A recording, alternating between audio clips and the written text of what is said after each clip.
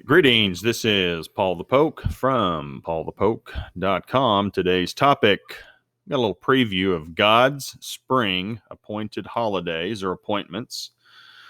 And there are 7 God appointed holidays communicated through the Old Testament law. The first 3 spring holidays were fulfilled on the appointed holiday by Jesus himself. The names of the feasts are Passover, Unleavened Bread, and First Fruits. And I got a chart. I have no idea who made it. I would love to give them credit, but I've been using it for several years. And Passover, 14, Nisan, Jesus' death. First Fruits, resurrection. Unleavened bread, the burial in the middle. So 50 days later, we're going to get to Pentecost. So we are approximately 2 weeks out in the Hebrew year 5781, or the Gregorian calendar year of 2021. The holidays occur as follows. Now, I already had some feedback. Humanity, let's just be clear about this. Humanity has butchered the ability to mark time as God intended. And we have all kinds of people doing all kinds of things. We have lots of people doing calculations. Time was never intended to be calculated by God. It was intended to be observed. So, for the sake of this post, Passover essentially begins at sunset on Saturday, March 27th on a Western calendar.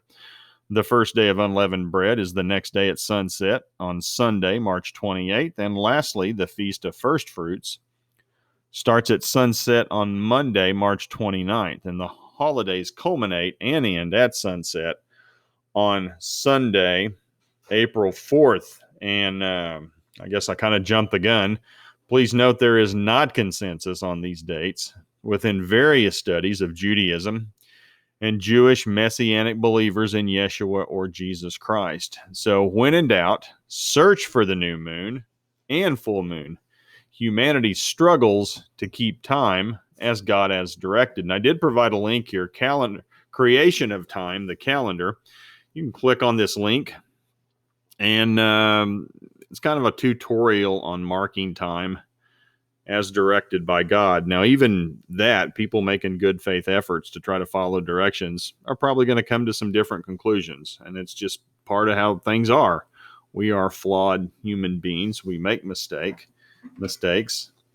Lots of people making good faith, sincere efforts out there, and they just come up with different numbers and different conclusions. And that doesn't make anybody bad or a heretic. And, we got the religious people out there ready to tell people they're going to hell because they don't have the, quote, true religion or whatever it is. But make a good faith effort. Read the Bible. Try to understand it and do it as best as you can. I don't think God's going to hold that against you. We're all flawed.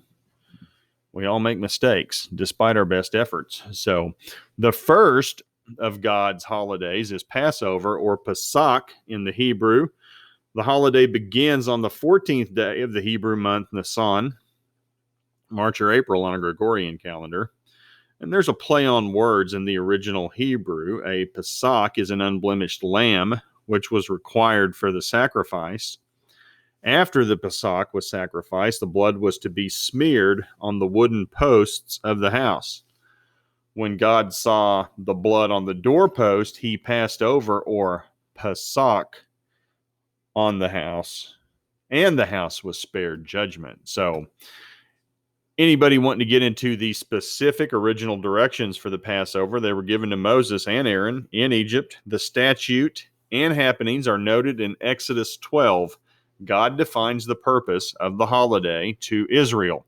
Exodus 12, verses 26 through 27a, and when your children say to you, "What does this rite mean to you?" you shall say, "It is a Passover, sacrifice to the Lord, who passed over the houses of the sons of Israel in Egypt when he smote the Egyptians, but spared our homes." So a Pesach, a lamb, Pasach, passed over. So there's the fundamental idea. And you can, in all of these, you can see the elements of Jesus. He's the sacrificial lamb that was sacrificed. on behalf of us. And, if you have the lamb, God will pass over you and spare you. So there's the idea. That's what's important. The second of God's holidays is unleavened bread, or Chag Ha-Matatz in the Hebrew. The holiday begins on the 15th of Nisan and runs for 7 days. Now, anybody who wants to read the specific directions of unleavened bread, they're noticed and noted in Exodus 12, verses 15 through 20. The focus of the week is to live a life without leaven, the symbol for sin. Leaven is not to be in the house. Leaven products are not to be consumed. Bread without yeast, matzah, is to be eaten. So get the sin out of your life. Rid your house, rid your home, rid yourself of sin. Don't put sin in your body. Don't eat sin. Don't take sin in. Eat something sinless without yeast. The body, the bread of Christ is the idea. His body is without sin. And a little foreshadowing to communion. And the third of God's holidays is first fruits, or Reshit Katzir in the Hebrew. The one-day holiday begins on the Sabbath, after the Sabbath, or Sunday on our calendar. Directions for first fruits are noted in Leviticus 23, verses 9 through 14. And the priest is to make a barley offering of the first portion of the harvest to the Lord. The priest intervenes on behalf of the people. The reality of the holiday for the people of Israel is this: the people bring their grain sheaf to the priest. They are to sacrifice a lamb without blemish. The offering is also to be presented with bread and wine. So again, the elements of communion pointing to Jesus. And he is the high priest who intervenes on behalf of his people. Again, pointing to Jesus. So those are just it's an overview of what's coming. I think that's again coming up at the end of the month. If you do find this interesting, please feel free to share with others at paulthepoke.com. And this is going to be under Gospel, Prophecy, Spring Feast will be the key categories. And if you want to subscribe, type in your email address here in the gray box.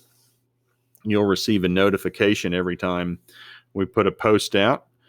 So things have picked up a little bit here lately. I suspect they'll continue to pick up as the spring feasts get closer. That's just kind of the way things work.